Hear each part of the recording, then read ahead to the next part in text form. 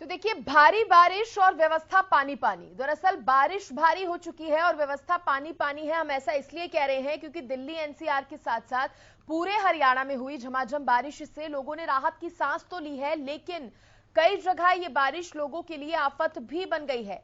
अब आपको TV screen पर कुछ तस्वीरें दिखाते हैं जिससे आप ये समझ पाएंगे कि आखिर ये जो बारिश है वो परेशानी क्यों बन गई है। पानीपत और फरीदाबाद से ये दो तस्वीरें आप देख रहे हैं।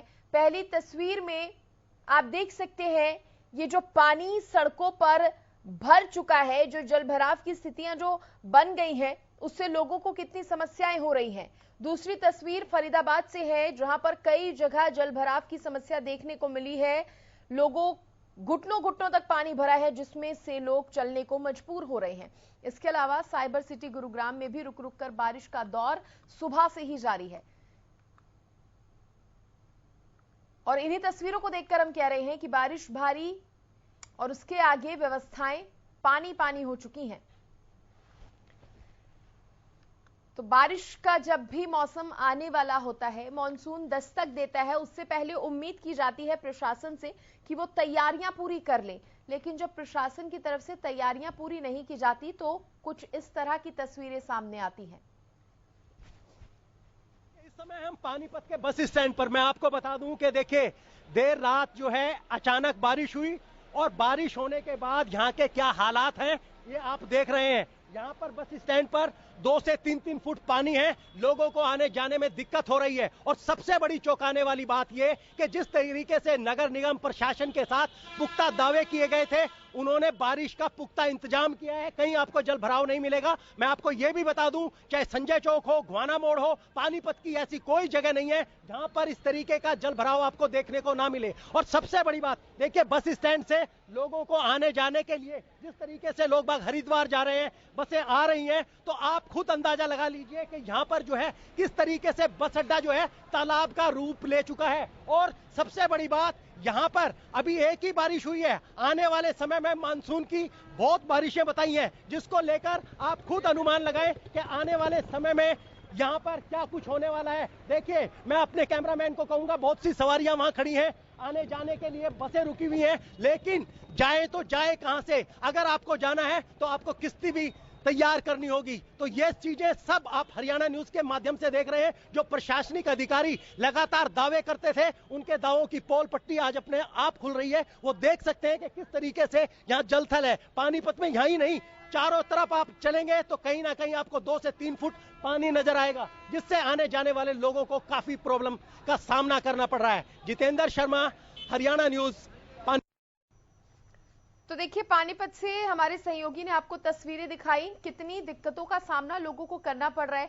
स्कूल जाने वाले बच्चे भी इसमें शामिल हैं, ऑफिस जाने वाले लोग भी इसमें शामिल हैं, और अब ऐसे में कितनी समस्याएं इनको हो रही हैं, इसको आप तस्वीरें देखकर अंदाजा लगा सकते हैं। और इसी पर ज्यादा जानकारी देने के लिए, विस्तार से व्यवस्थाओं के बारे में बताने के लिए मेरे सहयोगी मेरे साथ तमाम जुड़ गए हैं। मेरे साथ अमित तिवारी जुड़े हैं, वरिष्ठ संवाददाता हैं। मेरे साथ अजय मेहता जुड़े हैं। मेरे साथ मेरे सहयोगी अशोक ग्रोवर जुड़ गए हैं रतिया से। सबसे पहले अमित, मैं आपका रुख करना चाहूंगी।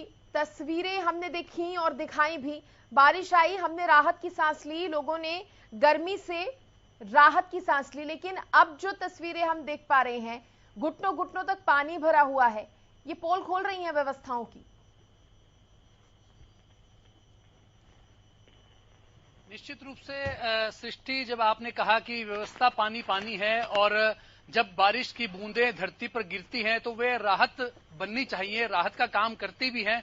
उमस से, गर्मी से और किसानों के लिए काफी फायदेमंद वरदान साबित होती है, लेकिन जब धरती पर गिरकर उनका कहीं निकास नहीं हो पाता, जल भराव की समस्या जब पैदा होती है, तो यही राहतों वाली बारिश जो है वो आफत बन जाती है।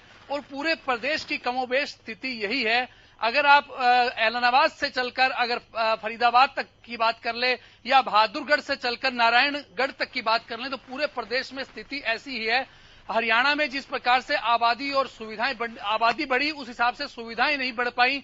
नगर पालिकाओं का स्वरूप बदलता चला गया। आबादी बढ़ने के साथ साथ जो एरिया बढ़े, उनके बाद नगर परिषद बनी, नगर निगम भी बन गई। जैसे पानीपत की हालात अभी बता रहे थे हमारे सहयोगी जितेंद्र शर्मा, तो उस तरह से तमाम जो नगर निगम भी बन गई, लेकिन व्यवस्था उसी तरह से ही पटरी से उतरी हुई है। योजनाएं काफी हैं, लेकिन जमीन पर उनका सही ढंग से काम नहीं हो रहा या धीमी गति से काम हो रहा है। इस वजह से ही ये बरसात, खास बात है कि गुड़गांव में भी आज कई दिनों बाद जो रब मेहरबान हुआ, बरसात जमकर हुई है, झमाझम बरसात हुई है। सिरसा में भी कल 20 mm बरसात दर्ज हुई। तो इस तरह से तमाम इलाकों में बरसात तो हो रही है, लेकिन लोगों के लिए आफतें बनना वो कहीं ना कहीं प्रशासन की पोल खोलता है। जी सृष्टि। अशोक ग्रोवर का मैं रुख करना चाहूंगी। अशोक, रतिया में कैसे हाल बने हुए हैं? देखिए सृष्टि, मैं आपको बता दूं कि जो बरसात है लोगों को राहत प्रदान करने के लिए आई थी, मगर अब आफत बनी हुई है। सबसे पहले मैं बता दूं कि जो Haryana Punjab state highway number 9 गांव एरमा के पास, वहां पे मेन रोड के ऊपर अभी भी 2-2 फुट के करीब पानी जमा है और कई वाहन उसमें फंस भी रहे हैं। लोगों को दिक्कतों का सामना करना पड़ रहा है। वहीं शहर में भी कई जगह जल भराव की स्थिति है। शहर के वार्ड नंबर 11 में एक गली में पानी की निकासी न होने पर एक बिजली के पोल के पास से काफी खड्डे पैदा हो गए। हालांकि उस बिजली के पोल के ऊपर 11,000 वोल्टेज की तारें गुजरती हैं करंट की, और वो भी किसी भी जगह जगह जल भराव की स्थिति बनी हुई है। जगह जगह जल भराव की स्थिति बनी है। फरीदाबाद से अजय मेहता भी मेरे साथ बने हुए हैं। फरीदाबाद के हाल क्या है अजय? देखिए, अगर हम फतेहाबाद की बात करते हैं, फतेहाबाद के अंदर पिछले 3 दिन से लगातार, जैसे सावन का महीना शुरू हुआ, सावन के महीने के पहले दिन ही बरसात शुरू हो गई थी। लगातार 3 दिन जो है रुक रुक कर बरसात होती रही है। 2 दिन तो अच्छी खासी बरसात हुई है। हालांकि कल जो है फतेहाबाद के ग्रामीण क्षेत्रों में भारी बरसात दर्ज की गई है। गुना क्षेत्र है, गोरखपुर है, टोहाना है, कुला है, जाखल है, तमाम एरिया के अंदर भारी बरसात दर्ज की गई है। और यहाँ जो है कमोबेश वही स्थिति है जो पूरे हरियाणा के अंदर है। जो व्यवस्थाएं हैं वो बेबगड़ी हो चुकी है। मानसून का इंतजार आम पब्लिक को था, क्योंकि गर्मी से, उमस से लोग बहुत बेहाल थे। लेकिन अब जो स्थिति बन रही है वो स्थिति भी कहीं ना कहीं लोगों को परेशानी का सबब बनी हुई है। जल निकासी प्रॉपर ना होना, फतेहाबाद के अंदर भी करोड़ों रुपए खर्च कर दिए स्ट्रॉन्ग वाटर ड्रेनेज के लिए, लेकिन स्थिति अभी वही के वही है। ढाक के 3 पास वाली स्थिति बनी हुई है। जो व्यवस्थाएं हैं बेपटड़ी है। हालांकि देखिए, प्रशासन की तरफ से यहाँ पंप भी लगाए गए थे। पंपों की मदद से पानी ड्रेन किया गया है। टाइम से पहले ड्रेन हो गया, लेकिन व्यवस्थाएं वहीं के वहीं खड़ी हैं। तो हल्की सी, हालांकि देखिए फतेहाबाद में कल 3 mm बरसात हुई है, परसों 10 mm बरसात हुई थी, लेकिन 10 mm की बरसात के अंदर ही इतने बुरे हालात हो गए थे कि लोगों को ये कहना पड़ गया था कि प्रशासन, जो नए नगर निगम, नया नगर परिषद बना है, वो अगर सड़कों पर उतर के हालात देखे तो उन्हें पता चलेगा कि जो फतेहाबाद की 20 साल पहले जो प्लान तैयार किया गया था फतेहाबाद को मद्देनजर रखते हुए, वो आज कहीं ना कहीं जो है फेल साबित हो रहा है। व्यवस्थाएं अजय, आप कह रहे हैं 1 करोड़ रुपए भी खर्च हुए, वाटर ड्रेनेज के लिए पंप भी लगाए गए, तो वो दिखाई क्यों नहीं दिया? देखिए, मैं आपको बताऊं, फतेहाबाद का जो लो लाइंग एरिया है, रोड पर धर्मशाला रोड है, तुलसीदास चौक है, जवाहर चौक है, यहाँ जो स्लॉप था पानी का वो एक चिल्ली झील की तरफ था, लेकिन वो अब उसकी जो नवीनीकरण किया जा रहा है, सौंदर्यीकरण उसका किया जा रहा है, झील बनाई जा रही है, तो तमाम जो उसका ड्रेनेज था वहां से बंद कर दिया गया। तो उसके जो एक नया सिस्टम तैयार किया गया वाटर ड्रेन करने के लिए, वहाँ भी जो है भ्रष्टाचार चरम तक पहुंचा था, और जो वाटर ड्रेनेज के सिस्टम था उसको सीवरेज सिस्टम से जोड़ दिया गया था। हाल होल बहुत हुआ जो है, पराजिति बहुत हो इस मामले को लेकर के। हालांकि अब जो है एक नई पाइपलाइन डाली गई है जो शहर से बाहर निकलते हुए पानी को ड्रेन कर रही है। उसकी कैपेसिटी कम है, लेकिन कहीं ना कहीं एक जो 3 घंटे से 5 घंटे या 10 घंटे पानी में निकलने में लगता था, अब वो 3 से 2 घंटे के अंदर पानी निकल रहा है। लेकिन ये बड़ी बात यह है कि जिस व्यवस्थाओं को सुदृढ़ बनाने के लिए करोड़ों रुपए खर्च कर दिए गए, वो पानी के अंदर, इस बरसात के पानी के अंदर ही बह गए। जी ठीक है, तो बारिश आ रही है, मौसम सुहावना हो गया है, लेकिन उससे के साथ समस्याएं भी वो लेकर आ रही है। इस पर हम चर्चा को कंटिन्यू रखेंगे, लेकिन इस बीच मौसम वैज्ञानिक डॉक्टर चंद्रमोहन जी भी मेरे साथ जुड़ गए हैं, उनसे जान लेते हैं मौसम के बारे में थोड़ा। चंद्रमोहन जी, आपका बहुत स्वागत है। सबसे पहले तो ये बताइए कि मौसम तो सुहावना हो गया है, दिल्ली एनसीआर में हालांकि थोड़ा इंतजार था बारिश का, और अब वहां पर भी बारिश आ गई है।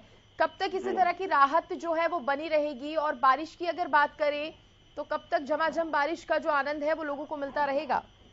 देखिए, काफी दिनों से दिल्ली एनसीआर, यूपी, बिहार और झारखंड में बारिश की गतिविधियां देखने को नहीं मिल रही थी, परंतु अब कल से, बल्कि आज से ही जो ट्रफ लाइन है वो उत्तरी हो जाएगी। तो उत्तरी होने की वजह से बिहार, झारखंड, उत्तर प्रदेश में भी अभी बूंद भी नहीं पड़ी है। बिहार में जहां पर बाढ़ आती थी अभी वहां पर बिल्कुल सूखा हो रहा है। मानसून जो है अपनी लय में तो है, परंतु अभी जो गति बननी थी उत्तरी राज्यों में वो नहीं देखी जा रही, क्योंकि मानसून की जो ट्रफ है वो नीचे थी, जिसकी वजह से मध्य प्रदेश, महाराष्ट्र, गुजरात और साथ में राजस्थान में अभी परसों राजस्थान में गंगानगर में 224 mm बारिश हुई। तो जो क्लाइमेट चेंज का असर साफ दर्शा रहा है, क्योंकि जहां पर पहले बाढ़ आती थी वहां पर अभी सूखा है और जहां पर जो सूखा रहता था वहां पर अभी बाढ़ आई हुई है। परंतु धीरे धीरे जब ट्रफ लाइन ऊपर आएगी तो उत्तरी होगी तो उससे जो भी अभी सूखे इलाके हैं जिसमें बिहार, उत्तर प्रदेश, एनसीआर, दिल्ली, हरियाणा, जहां अभी बिखराव वाली बारिश देखी जा रही है, परंतु आने वाले समय में यहाँ पर झमाझम बारिश देखने को मिलेगी। और अगर जिस तरह से आपने जिक्र किया, अगर हरियाणा की बात करें तो अभी यहाँ पर मौसम इसी तरह का बना रहेगा? हाँ, ये बिखराव वाली बारिश अभी बीच बीच में जैसे क्या होता है, बिखराव वाली बारिश में 5 किलोमीटर या 10 किलोमीटर एरिया में तो बारिश हो रही है और आसपास बारिश नहीं हो रही है। तो परंतु अभी पिछले 2 दिनों से जो एनसीआर, दिल्ली और साथ में हरियाणा में काफी स्थानों पर बारिश की गतिविधियां देखी गई हैं, परंतु अभी भी कुछ क्षेत्र ऐसे हैं जहां पर बहुत कम बारिश हुई है, परंतु आने वाले समय में ये सारी कमी पूरी हो जाएगी। आने वाले समय में ये जो कमी है वो भी पूरी हो जाएगी। आप बने रहिए डॉक्टर चंद्रमोहन जी हमारे साथ, क्योंकि रिपोर्टर्स भी हमारे साथ तमाम सहयोगी बने हुए हैं और वो हालातों का जायजा जो है लगातार ले रहे हैं, बता रहे हैं कैसी तस्वीरें हैं। अशोक, मैं आपसे जानना चाहूंगी, अगर बात किसानों की करें तो किसानों के लिए ये बारिश किस तरह से साबित हो रही है, कितनी फायदेमंद है? देखिए, सबसे पहले मैं आपको बता दूं, रतिया एरिया है जो वो खास करके धान का एरिया है। यहाँ पे इस वक्त धान लगाने का मौसम है, जिसको लेकर किसान इस बारिश को वरदान मांग रहे हैं। भैया वरदान का रूप उनके लिए लेकर आई है बरसात, उसका फैसलों को बहुत फायदा होगा। और इसके अलावा शहर में इसको लेकर काफी दिक्कतें पैदा हो रही हैं। बरसात को लेकर शहर में जगह जगह जल भराव की स्थिति देखने को मिल रही है। हालांकि गर्मी से राहत जरूर मिली है, मगर आफत भी जरूर बनकर आई है बरसात। चलिए, आप कह रहे हैं किसानों को इससे फायदा होगा और आफत तो बनकर जरूर आ रही है। अमित, मैं आपका रुख करना चाहूंगी, लोगों को कितनी दिक्कतों का सामना करना पड़ रहा है, क्योंकि हम देख रहे हैं सुबह से इस तरह की तस्वीरें हैं जल भराव की, और ऐसे में स्कूल जाने वाले बच्चे भी हैं, ऑफिस जाने वाले लोग भी हैं, बसेस तक के जो टायर हैं वो पूरे पानी में डूब चुके हैं, और कहां पे सड़क पे आगे गड्ढा हो, सड़क कहां पे टूटी हुई हो, इसकी भी कोई जानकारी किसी को नहीं लग पाएगी। सृष्टि, निश्चित रूप से जब जल जमाव होता है और भारी बारिश आ जाती है उसके बाद कुछ दिक्कतें आती हैं सामने, लेकिन प्रशासन की कोशिश जरूर रहती है कि उस जल भराव के उन जो निचले इलाकों में जहां जल भराव ज्यादा होता है, जल जो भराव है वो ज्यादा हो, उसको वहां से तेजी से